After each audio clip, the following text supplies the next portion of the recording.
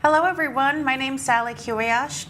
I'm from the Walpole Island First Nation and I'm a teacher, a filmmaker, and I teach at Western in the Faculty of Information and Media Studies. Thank you for joining us today for the third seminar in our Youth Filmmaking 101 series this season. We're excited to bring you what will be an educational discussion, Big Ideas for Short Films. This seminar is live, so we encourage students, educators, and anyone else watching to use the chat function on Zoom throughout our presentation, and I'll be checking in periodically to let our guests know what you're asking. Firstly, let's welcome our student guest, Emma Pitchner, who won the Best Overall Film at the 2021 Forest City Youth Film Festival for her short, But Sometimes I Do. She's currently studying film and television at Sheridan College. Let's start by taking a look at a clip from Emma's film, again, But Sometimes I Do.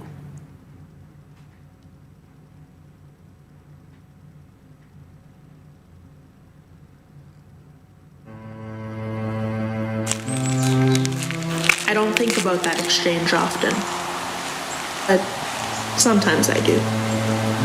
The exchange between the one in the red dress and the one with the blue eyes. I couldn't see what was on that piece of paper. I was simply too far away.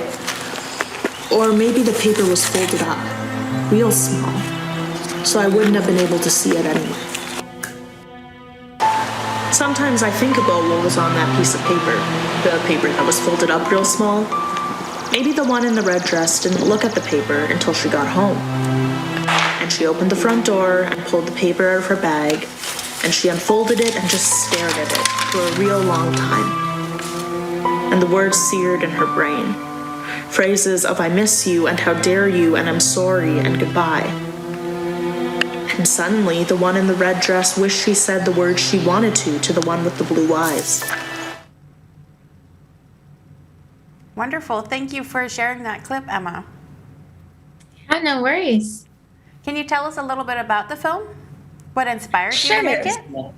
Yeah, I was really inspired by the idea of you don't know what's going on in someone else's life. And as an individual, you kind of have to speculate about what other people are going through. So I wanted to touch on that idea by having this bystander and the voiceover witness this exchange. And then kind of throughout the film, she goes through all these different scenarios that the exchange could have been about. So that's kind of the ideas that I wanted to touch on. And I was really excited to see it come to fruition in the film. Great. We'll talk more about it in a little bit too. Sure. Great. So let's introduce our industry guest today, Viviano Caldinelli. Viv is a Canadian director who's managed to apply his childhood obsessions of fears and rare comedic vision into becoming an award-winning director. He has directed the dark comedies feature 7 Stages and Bruno and Boots trilogy, as well as a number of short films. Recently, Viviano's wrapped as a director of episodes of the Baroness von Sketch Show, and this hour has 22 minutes. Let's take a quick peek at Viv's director's reel before we get chatting with Viv.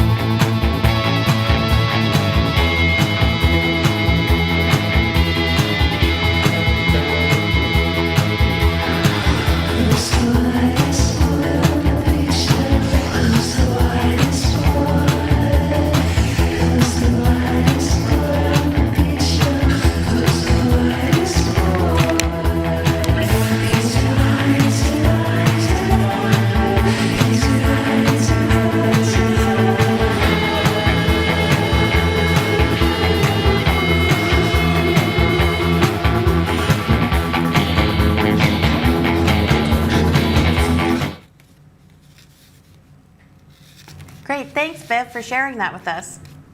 Thank you for having me. Can you tell us a little bit about how you got started in the industry? Yeah, it's Definitely, it's something that I always wanted to do, even from a young age. I think I always wanted to be a director, and so basically, it was I wanted to be a director, but I didn't know how to direct or how to make a movie and stuff. We made lots of shorts when I was a kid with camcorders and stuff, mostly sketches, comedy sketches. And then I thought the best way to probably go about it was to go to school for it. So I went to school, and that was successful. And I made a few shorts there, and I just kept building on things, and here I am. Right on. And where did you attend school? I went to Niagara College at first, and then I went to the Canadian Film Center after that. Right on. Yeah, I went to film school too. I also have a similar experience. I didn't know how to get started, so school for me really was, it felt like a very attainable, and well, people will be there to show me the ropes, as it were. Yeah. Absolutely. But also when we went to school, it was filmmaking was a bit of a different process. There wasn't digital. You had to use real film and cut on a back, like physically cut the film to edit it and stuff. So there was almost like trades to learn, so to speak. We just the internet was young, and cell phones didn't have cameras. Can you imagine doing our school projects now with smartphones? Oh my gosh. Right? Oh. I remember, aging myself, printing out maps and things for my grip truck drivers and things like that Oh yeah, when I moved to Toronto, you had to have this book. There was like no internet, nothing. This book that had all the production companies in there, and it got published once or twice a year, and they would update it. It was very expensive, but that was your internet. This huge book that you would have to go through, and it would have everybody in there and stuff, all the producers, all the production companies, where they were located. It was a different time. Wow. Emma, are you jealous, or are you glad that you're starting out in the industry now? I am so thankful that I don't have to print out maps and go through that. I rely on technology heavily, and I'm not afraid to admit that. So, yeah. So what inspired you, Emma, to get started with filmmaking? I had more of a different path. I didn't want to be a filmmaker growing up. I wanted to go into STEM, so I had quite the pivot. But for me, film and television was something that I just always loved when I was a kid. It was a big part of my childhood, watching TV with my entire family, and watching films with my entire family. On Christmas, we go to the movie theaters. It was always such a big part of my growing up. But I think I just didn't really think it was a viable option for a career path, so I kind of pushed the passion aside to try and focus on something that would be more sustainable, so to speak. But then as I got older, I just realized this is a passion that I have so deep in my soul that I can't ignore it. So I'm now in school studying film and television, which I also feel is a great way to start, and just to network a little bit, meet people, and learn. Just so much learning, which is so exciting. And yeah, we'll see where that takes me. So. Great. And access to gear, as we were talking about before, right? Yeah. Yeah. It really does afford students the luxury of having many different tools at their fingertips to experiment with and to tell their stories visually. 100%. So Viv, it seems that you've done, well, judging from your reel and from watching a lot of your work in the past few days, you've got a nice broad CV of work under your belt. Can you tell us a little bit about the process that you do for idea development? Where do you get started? Oh, it's every kind of project is a bit different, but there's always some kind of spark, if that's what you mean, your initial idea process. Yeah, there's always some kind of spark, whether it's, a lot of times it's music. A lot of times when I'm listening to music while I'm driving or while I'm walking, it'll conjure certain images and thoughts and stuff, and that's generally how they kind of start to snowball. And from there, you kind of have to put it in basically a 3-act structure or in a story, from whatever that spark is, and figure out what the story is that you want to tell about that spark, whether it's a character. Sometimes it's just like a scene or a set piece, or it could be anything, any little part of a story. But from there, you have to kind of figure out how that fits and what the complete story is from that one little piece of the puzzle that kind of just popped in your head, so to speak. Right, right. So I watched Portal to Hell last night. Oh, nice. What were you listening to for that inspiration? Well, that wasn't my idea. Okay. That was Dan Watts.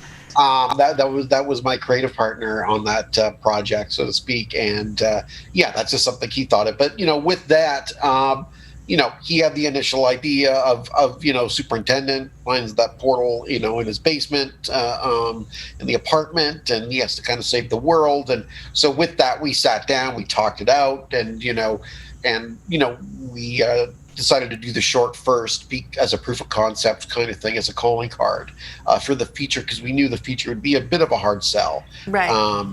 Without having some kind of proof that the story is fun and it makes sense and people would like it. But finding that ending was the tough thing. And kind of, it's creating an arc in a short medium is difficult. You don't quite have as much time, obviously, as a feature film or even an episode of television. But that was kind of the main thing, and the generator was the running theme, and that was just that one scene of him having the generator at the end. Right. was the bow. So that's basically how that kind of idea came about. It was fueled by Matt, and we worked on it together to develop it further, and we made the short, and now Matt has written the feature, and we're working on that right now, and hopefully we'll be shooting that in the spring. Excellent. We look forward to it. Well, thank you. Emma, how did you prepare for your shoot for But Sometimes I Do? Was that a personal project, or was it for school? Yeah, it was a personal project. I went to a little film festival in Toronto before I made any films, and I was just like totally captured by the way that these like student filmmakers like myself were able to do something. So I left that day. I was like, I'm going to make a film, and I started writing. But Sometimes I Do, and then COVID hit. So of course, it was a big speed bump for a lot of filmmakers. Trying to figure out how we can move throughout production with this barrier of COVID. So things had to change. I think, like I had to cut down on crew members and cast members and be a little bit more, conservative with the people I was using and how I was going about doing things. But I think the biggest thing was just trying to organize things as best as possible so that shooting day would go smoothly, because you'd be so fast how quickly shooting days go by. So, making really detailed shot lists and making really detailed schedules and call times for all the people that you need helping you with. That was probably the biggest part of pre-production for me with But Sometimes I Do. Yeah, I hear you. Pre-production, I think, is key in the success of any shoot, for sure. Just how did you decide on the characters for your short? Yeah, I didn't give any of the characters a name. I had the one with the red dress and the one with the blue eyes. I wanted to kind of preserve this theme of like ambiguity and this not quite knowing, everything about the story, but still hopefully the audience feeling attached to the characters to some degree. So I kind of wanted to just pick as striking visuals as I could think of, because I knew I didn't want these characters to have names that they were identified with. So I picked the red dress, I picked the blue eyes. And then I think as I went throughout the story, because their characters shift throughout each scenario that the film goes through, I was able to have a lot of fun with creating a lot of different characters, it felt like, even though there were only 2 on screen, because each scenario that the film went through kind of went through a different storyline. So I had a lot of fun just kind of thinking about different conflicts and different friendship stories and all those different things. So I had a really good time trying to craft that. Fantastic. I think you were really smart to limit your character numbers as well, especially not even just for COVID restrictions, but I think especially for short films, if we keep the characters concise and relatable, then it's, I think, a more successful short film. Yeah, for sure. We have one question from the chat. Evan asks, how do I know if my idea is strong enough to make it into a short film? So over to you, Emma or Viv. Yeah. Go ahead, Emma. Do you want to go ahead? No, you go. Okay. That's a great question, because I think, I think everyone deals with imposter syndrome and this idea of not feeling like you're good enough or that your idea is strong enough. I would say if you're excited about it, if you're genuinely excited to start working on it, then it's strong enough. And that doesn't mean that like you won't need workshopping. Don't be afraid to give it to other people, have them pull it apart and try not to take it personally, because I know that can be really hard too. But if it's an idea that you're excited about, then it's an idea worth pursuing, because it will change throughout production. It will change throughout planning, but the passion has to be there. And if it is, I think you have the most important step done. So. That's a fantastic answer, Emma. That's exactly the way to go. It's you have to just trust your gut, and it's good that you have those insecurities and those questions, because that means you're working on it and you want to make it better. And there's nothing worse than just thinking you have this amazing idea and it's perfect and blah blah blah. You know what I mean? You have to be very critical of yourself and your ideas and keep making them better. But ultimately, you have to believe in yourself and be excited about your ideas and driven and passionate. Very well put, both of you. I mean, as you both know, filmmaking is a tough art form, and it does take a lot of time and effort. So unless you're passionate about it, then you won't see it all the way through to the end, right? Absolutely. Oh, go ahead. Go ahead. No, you go ahead. I was just saying we have another question. They're starting to pour in. Great. Idwell asks, how do you recommend capturing and sorting through ideas you have? For them, ideas can almost come too fast to be written down. Would you recommend notes on a phone or audio recordings? Absolutely. That's what I do. I have so many fragmented ideas and pieces of what have you on my phone, and once in a while, definitely they come fast, and again, they're fragmented, and some of them don't make sense when you look at them again and what have you. But you write everything down as much as possible, or dictate it onto notes, keep them. I would just say every once in a while, maybe at the end of the week or every 2 weeks, go through those ideas and kind of sort them if you can. And basically I have in my notes, I have one master note of just like projects. And then within those projects, I have, obviously the headers for my projects. And what I do is at the end of the week, I just take all those little bits and see where they fit into my projects and different things. And so just try to kind of keep them organized. But yeah, absolutely. Notes on your phone. That's a great way to go. Dictate them and write everything down, but just don't let them sit there too long without revisiting them, and editing them and expanding on them and building on them and putting them in the right place so you can use them. Very good advice. Emma, how about you? Yeah, ideas coming too fast is a great problem to have. First of all, way better than writer's block. So that's awesome. I'm a pen to paper person. So I carry around like a little notebook with me in my purse or my backpack. And obviously that's not, most people prefer their phones. So but like whatever you need to do to get the idea down, do what you have to do. And then I think that, that Viv gave really good advice of making sure that you go back to it at one point, and filter through and be like, this was not a good one. But to write it down, even if you don't think it's a good idea, is crucial, because I think you'd be surprised at the ideas that end up sticking with you. Just sometimes the thoughts that come and go are the ones that end up being a film. So. Very good advice. I would also add, I'm a pen to paper person as well. Try to keep one consistent notebook per year or per month. if you're starting to write your ideas down in various notebooks, then things start to get a bit dicey. Like, where did I write that down? Right. Very good. Oh, we have another question. Afam says, I have not made a short film yet. I don't even have a camera. I visualize shots in my head and insert them into my screenplays. Did you used to do that as well, visualizing shots in your head? Constantly. That's all, all you do is, well, at least like if you're a director, I think, or even a writer, obviously. But I'm always visualizing shots and, sequences, set pieces, what have you. It's constantly jumping around in my head, definitely. I think it's absolutely normal. That's great.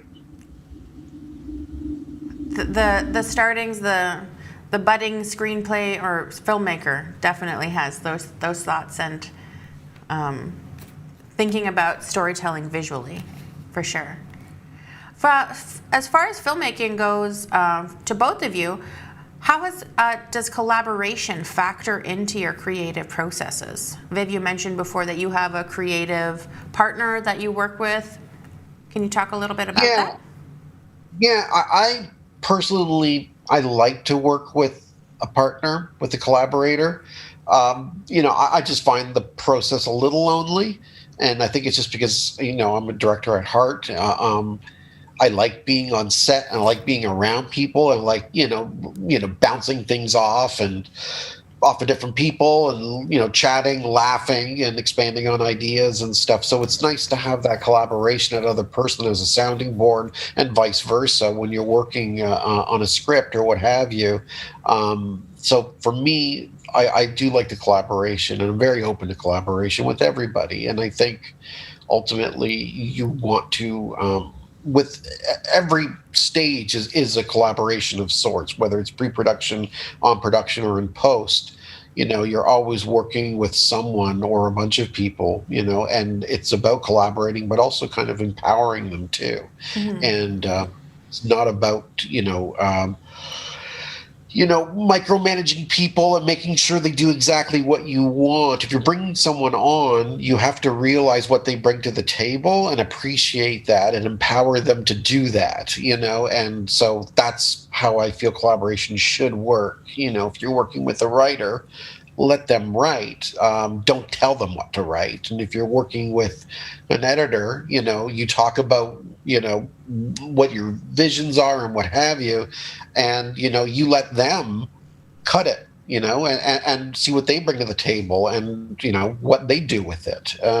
So I think that's important in collaboration, is letting people bring their creative energy and whatever they feel that would be a benefit to your project, and empower them to do that. I feel that's the best way to go. Yeah, I agree. I think that's, each role on set or even pre-production, post-production, everyone in these roles are artists themselves. So to let people take those positions and run with them creatively, you're going to get the best product, I think. Oh, absolutely. Because there's just, you can't think of everything, and you're just closing yourself off if you're being that kind of, micro. And to be honest, I was guilty of that very early in my career. I was so hands-on and micromanaging. I had to do everything, and it was very specific to how I wanted it and what have you. And you learn and very quickly that that's just not the way to go. And really, you're not opening yourself up, and you're not making the best thing, because there's so many people with so much more, to offer than just what you have in your head. Right. Emma, you also were mentioning about getting feedback for the screenplays that you're writing. Would you say that you're collaborating with classmates or even friends about different film ideas? Yeah, collaboration in this industry is everything. And I think, as a really introverted person, often that idea used to scare me a lot.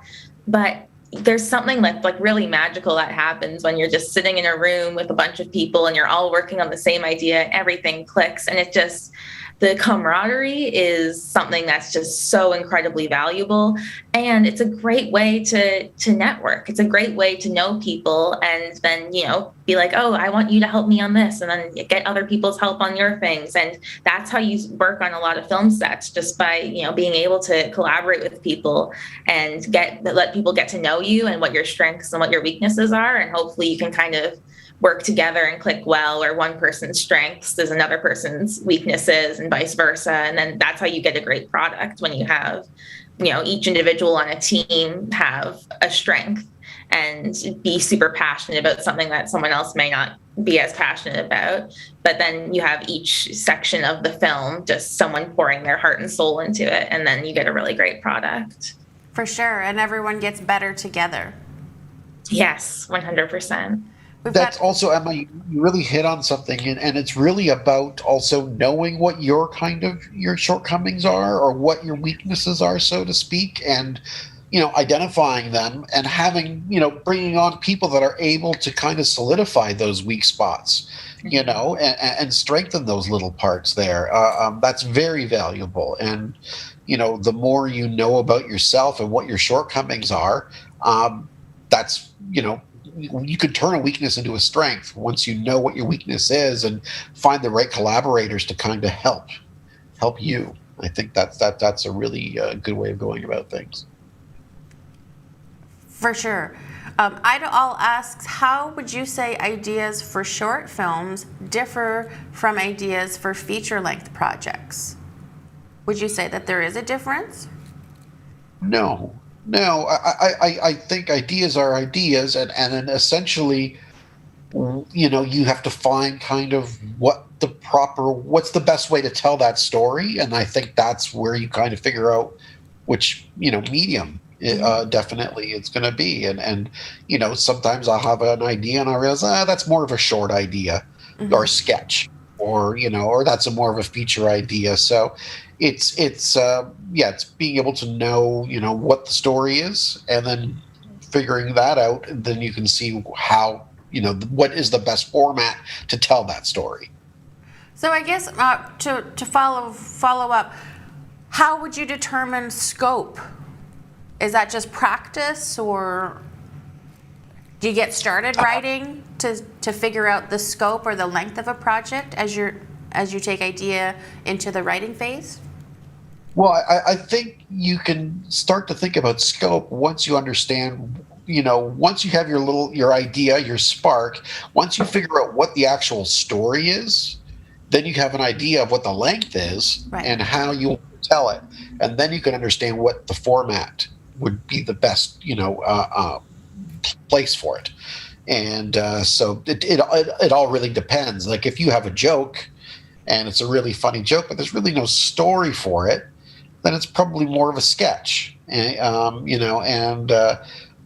it. But also there is, you don't have to you could make an idea, whatever you want it to be. And so if you just have a small little bit of an idea, you can make it into a longer story. You do have that power. But ideally, it's important to figure out what the actual story is, what are the beats of the story, and then you'll be able to understand what's the best format for that story, the best way to tell it. Right. And also, just to add on to that, because sometimes you might have an idea for a story, but you realize, oh man, there's so many more little stories I can do with this one character or this idea, and then ultimately you realize, oh, well, maybe that's better as a series, as a television show, right, because there's such a big world that your idea has, and you can do so many things with it. So it all depends, and I think the more you know about your story, and the more you know about your characters and what you want to do, the more options you have, and the more you'll figure out which format is the right home for it. Right. Emma, are you finding the same to be true in your screenwriting classes at Sheridan? Yes, I think you become so surprised as to how quickly 5 or 10-minute short films go by when you're writing. You don't realize how much time it takes on screen to flesh out the idea that you had on paper.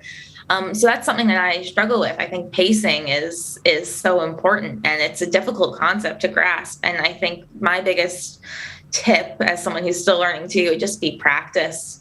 I would suggest for young new filmmakers to start with shorts because they're manageable, and you can see it's so rewarding to see your project that you had on paper in film in the next coming season, so to speak.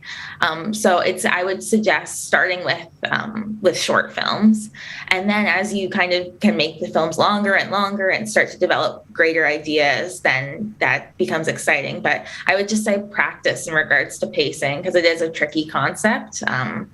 But yeah, something I struggle with a lot too. So I understand.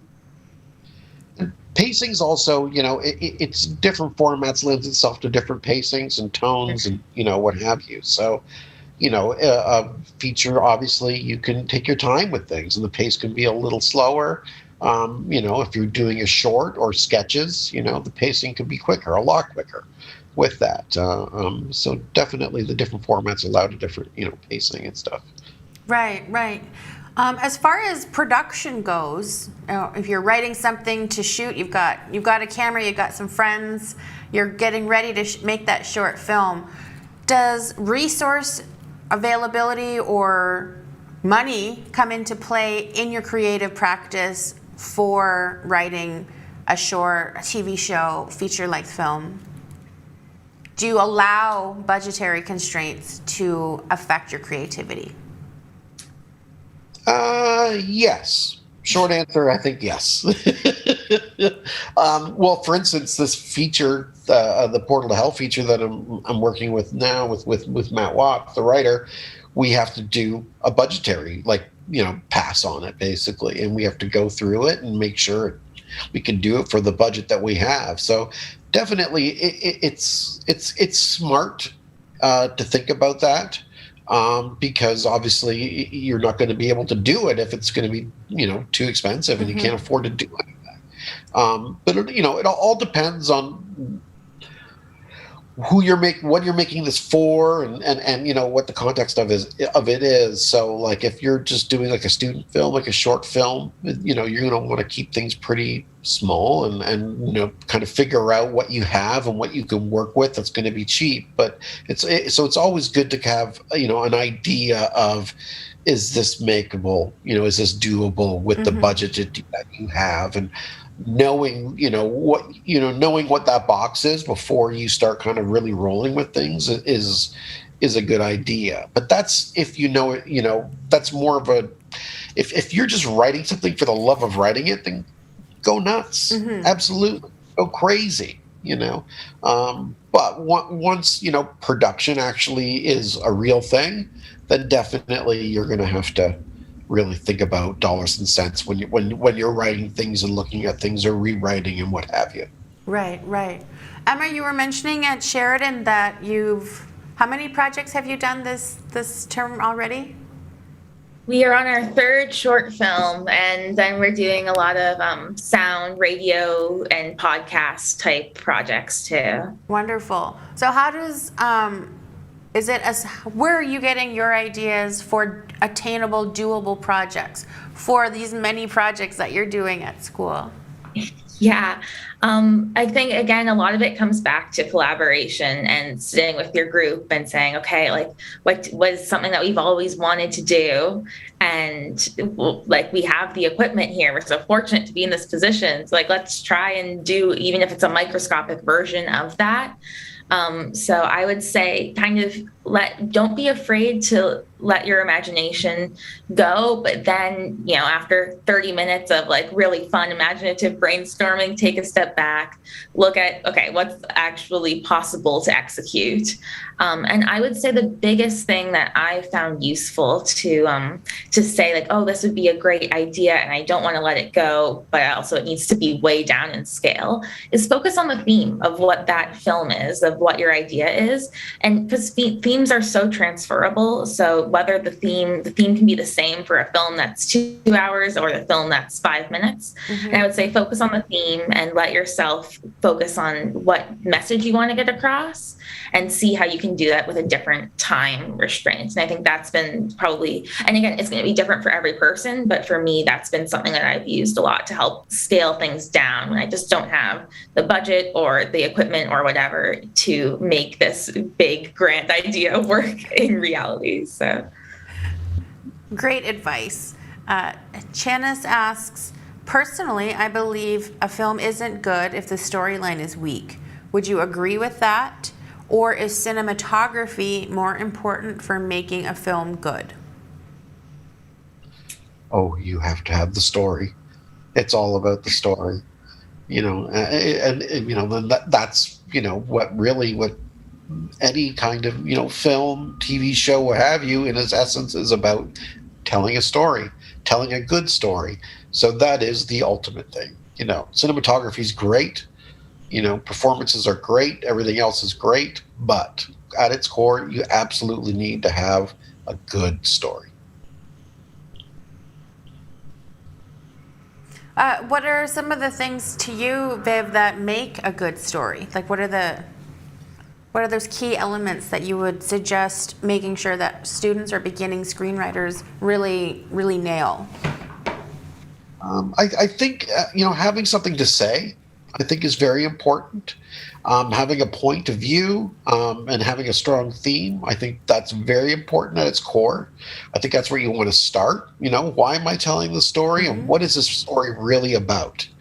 And from there, you need strong, compelling characters, characters that are relatable, that are sympathetic, or at least you can identify with on a certain point. And, and also you need those characters to learn and grow and go through something. And you want to see that change. And I think that's, those are kind of the core elements, I think, to telling a good story. And yeah, everything else is kind of, that helps. But I think those are the elements for me. Great. And for you, Emma? yeah, I would say it's so many things make a good story. I think that there's, obviously each person is going to have like an individual preference of the kinds of stories they gravitate towards. But I think ultimately, when the person who is making it is, as Viv said, is trying to get a point across, is trying to say something, has a reason for doing it, then it comes across to the audience. And I think that that's crucial in making the story engaging for your viewers. I would say that, the plot is also, in plot, I use that term loosely. I think it can be incredibly meticulous, where each thing connects with one other thing. And but also, what kind of story do you want to follow? Ask yourself what you want the audience to feel in the beginning, in the middle, and the end of that story. And I think if you're able to put your finger on the emotions that you want to pull from the audience, you're on the right track for sure. Great. Do either of you have any brainstorming exercises that you do with getting started with writing, or say when you have some writer's block? I don't actually. I don't have any kind of brainstorming little things. No,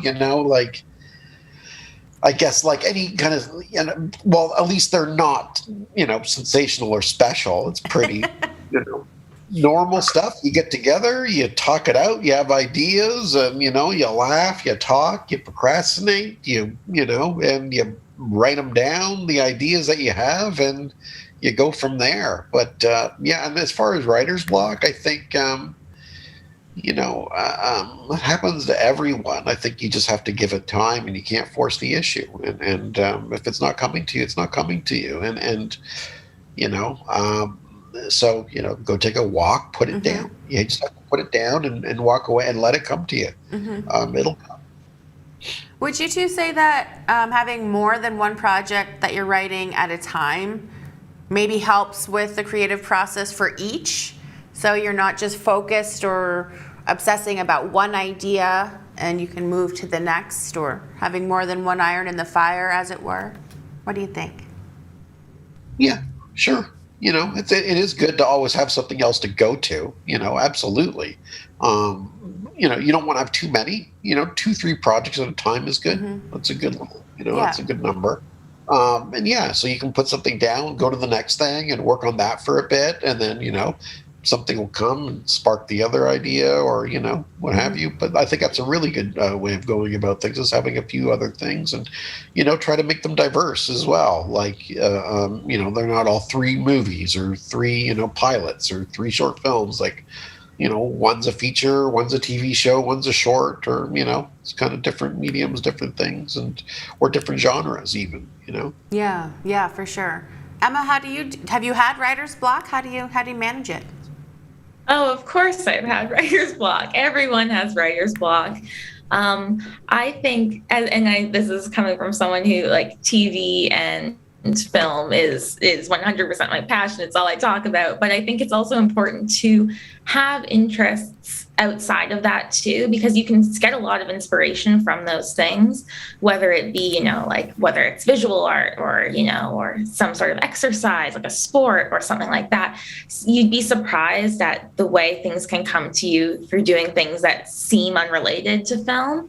So that would be a suggestion of mine. I would also say music is so powerful. I get a lot of ideas while listening to music, and watching things that you respect and admire. I love to watch different TV shows over and over again. I know every line, but it helps, get the idea of this is, whether it's tangible, this is an idea that I can use and it inspires me, or even just hope for this is what I want to do in the future. And that makes me excited and it encourages me to keep going.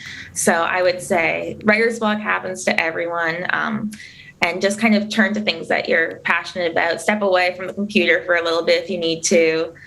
Go for a walk, listen to some music, and it'll come eventually. You got to be patient with yourself, because it sucks while it's happening, for sure. Fantastic advice, especially being patient with yourself. Creative process takes the time it takes, right? Mm-hmm. Sajida from Indonesia asks, I'm interested in making a short advocacy campaign film about a coastal community in my area. Do you have any suggestions on effective ways to turn the story into a call for action? Wow, that is a fantastic question. Yeah, I think, ultimately you have to, I would maybe try to get on board a lot of, like-minded people, and, try to kind of talk with them and collaborate with as many kind of, organizations or what have you that, again, follow, have the same kind of passions, and they have the same voice and are looking, for the same type of action, and work with them. I think that would probably be the best way to go about doing it, in my experience, kind of thing. Yeah. Emma, how do you take a larger theme? Oh, sorry, go ahead. Were you going to answer? No, I was going to say, I think film and storytelling is a great way to kind of hold a mirror up to society, so to speak. I think it's something that we all consume, and it's a great way to provoke inner reflection. So I think when you're writing your film and when you're trying to get a call to action, think about the specific emotions that you want your audience to feel, and then go more into your script and how can I get that emotion to come across? Read it to people, read it to your family, to your friends, and ask them, what emotion did you feel? And maybe you're way off base and you have to go and edit, but then at least you have kind of a gauge as to what your audience is feeling, and then how you can move it from an emotion of X to one of, of a call to action. I think that's a great question, though. Fantastic. Speaking of audience, how do you, both of you, factor in who's going to be watching the piece that you're creating? Does that affect the creative process, or do you write for specific audiences? Myself, I don't. You just kind of, I just write for myself, so to speak, or for, the people that we're working with, what basically what we like and what we feel is funny or interesting or what have you, and you know there's definitely been situations when I had to create or tell a story or do something for an audience, and that's very specific. But as far if it's your own idea and it's something you're just making for a passion, then no, the idea kind of snowballs and takes place. I think you don't want to kind of limit yourself or cater your ideas to a specific audience unless you're getting paid to do that or something, or it's a certain Right. situation. No, I think that's kind of the,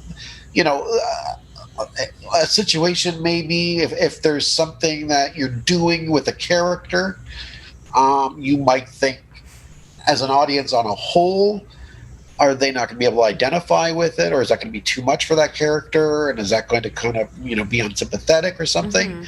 That's kind of the only time you might think of something, but that's a very kind of broad way of kind of trying to figure out how the audience would feel.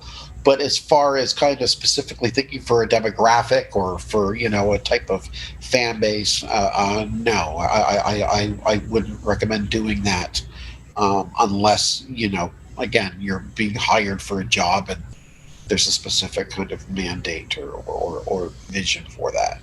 Right, right.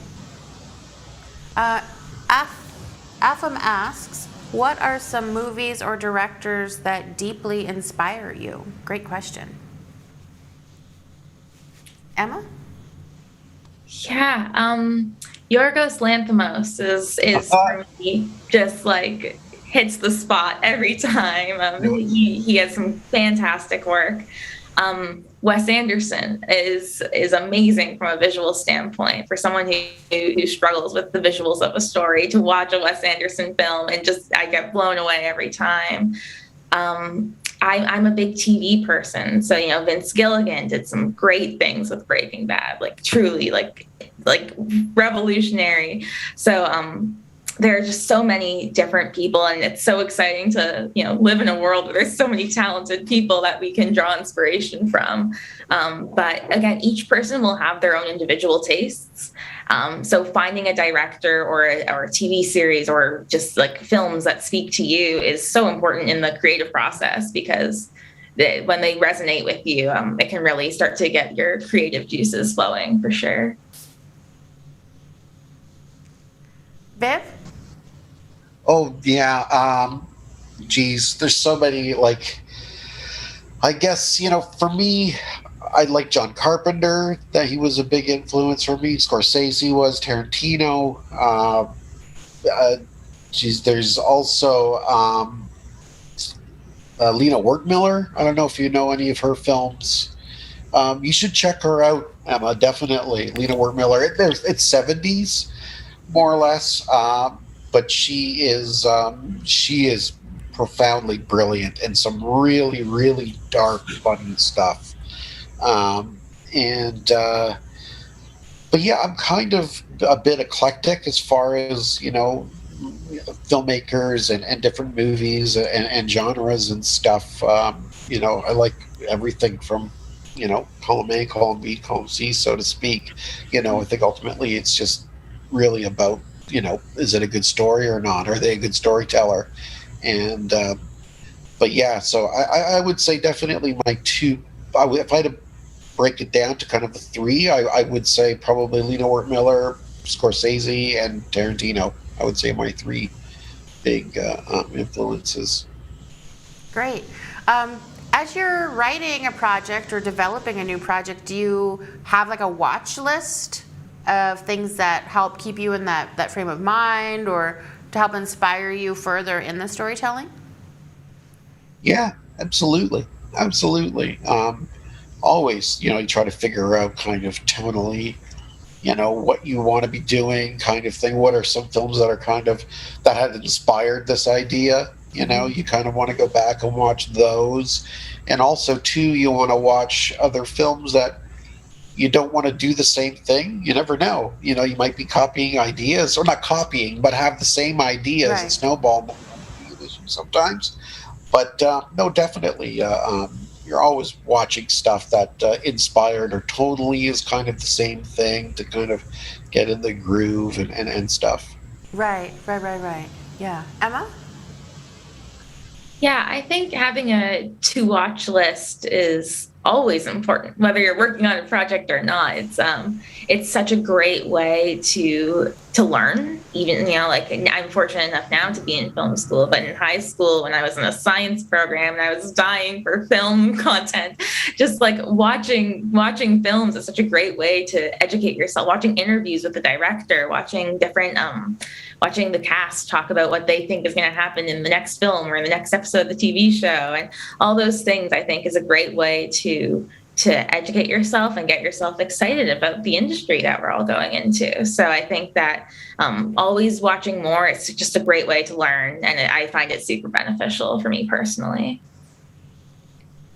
Right. Oh, we've got another question. Waterfirecraft asks, have you ever gotten into a situation where you've come up with an idea that somebody's already done? If so, what do you usually do about it? Yeah, all the time. I remember I did a dodgeball movie in film school, and that was, I would say, when I started making it, it was 3 years before dodgeball came out. And I finished it about a year before dodgeball came out. Had no idea. And my film teacher at the time was like, get a bunch of credit cards, make it into a feature. That would be my advice for you. And I was going to do that. And then I saw a small clip in Entertainment Weekly about how a dodgeball movie was coming out, and it ruined everything. But but actually, I wasn't that like down. Generally you kind of have to think, you're on the right track, and your ideas are good. So you have to come up with more ideas. You're not just going to have one idea is not going to define you. Mm-hmm. So, just take solace in the fact that, someone bigger and, smarter with, it has come up with the same idea. And there's not much that separates you. So, good for you. Pat yourself on the back, think of something else and make that. But, you have to really kind of get over, having to think of something else or one idea not panning out. You're going to have to think of so many ideas in your career that you can't get down on that. Great advice. Emma, how about you? Has that ever happened to you? Yeah. Oh yeah, it happens all the time for sure, where you plot out an idea and you're like, oh, this would be great, and then you're like, oh, this is 500 Days of Summer or whatever it may be, and you're like, oh, this is 100% happened before, and I was just subconsciously taking from bits and pieces of other things. But I think they've said it, you're gonna write so many ideas that it's just a drop in the bucket, and you pick yourself up and you move on. And I mean, congratulating yourself of like, woo, Hollywood can do it. I was on the right track. And then just on to the next one. And that's so much of what this industry is. It's just moving on to the next and on to the next, and eventually you'll get one that really clicks and lands and just takes off. So fantastic. Do either of you have any last minute advice for our viewers on getting started with those big ideas for a short film, for festival submission and getting started in their careers? Yeah, you have to really be passionate about your ideas. You really have to have perseverance, and it's always going to be difficult. And you really have to understand that, embrace that, and work through it, work past it. Ultimately, just look at every, stage as a step, and you have to finish things, and, just get it done. That's all I can say. Persevere, push through, have the passion, just get it done. And the more you get done, the more you'll learn, and the more successful you'll be, and the quicker you'll be on to the next thing, and bigger and better.